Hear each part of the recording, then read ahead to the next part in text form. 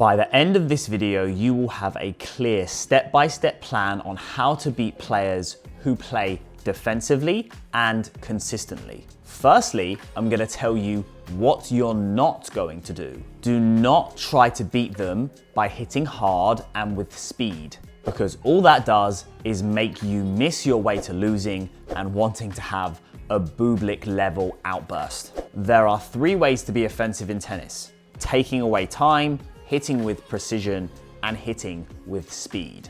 We are going to focus on taking away their time and hitting with precision, with the overall mental objective to be patient. No matter how well you do this, it's going to be a long match. So take away time, hit with precision, and be patient. Write that down. Step 1, to take away their time and eventually get to the net, we need for them to hit a shorter ball. Here is how you're going to get them to hit a shorter ball.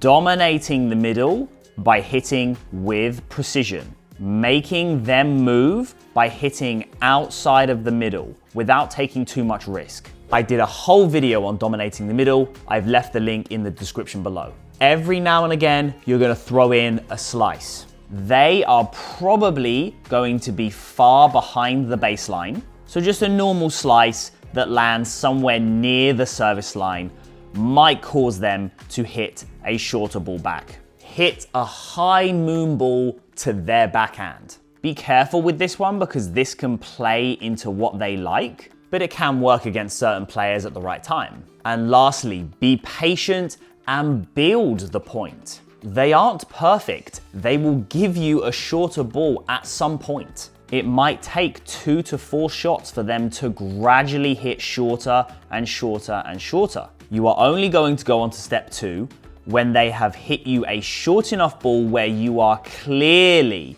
closer to the service line than the baseline. A bonus tip for this section: if you have confidence in your swing volley, your drive volley, then you can use that to get to the net. Again, be patient.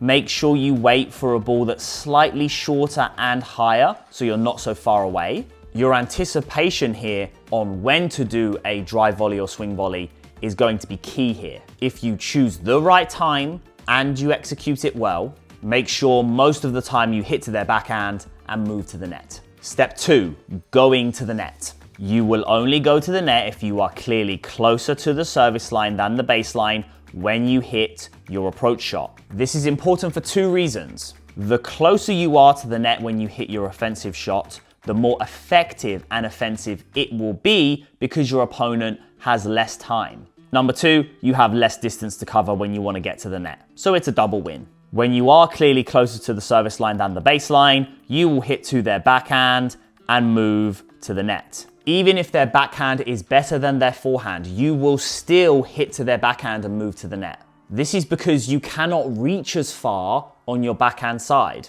not without completely turning your back to the court and having an open racket face.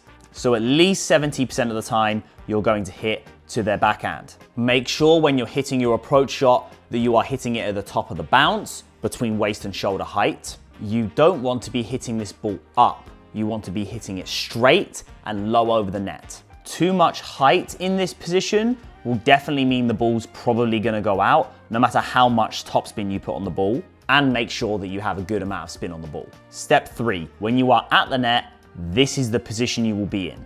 They are going to do one of 2 things. Either make you play a volley by trying to pass you or hitting it at you, or they will try to lob you. If they make you play a volley, all you will do is hit across your body. Simple. It's going to be a short angle, landing roughly near the service line. So you will either go into the open court or back behind them. If they try to lob you, it will depend on how good their lob is. You will either hit an offensive overhead, a rally overhead, or a defensive overhead. If they hit a really good lob, just get it back in whatever way you can and start again. Bonus tip for this section: once you have hit an approach shot and you are at the net, try to anticipate what shot they're going to do. By technically reading them, judge their body and their racket. Do they look like they're leaning into the ball and they're going to make you play a volley? Or are they leaning back and they have more of an open racket face, which means they're going to lob? This is a tough one, but massively helpful as you get better at it. Doing all of this is not easy. That's why it's so difficult to beat these players. But focusing on giving your best to everything that I mentioned in this video is going to give you the highest chance of beating them. If you want to improve tactically on the tennis court, subscribe and comment tennis to discuss working with me one-on-one.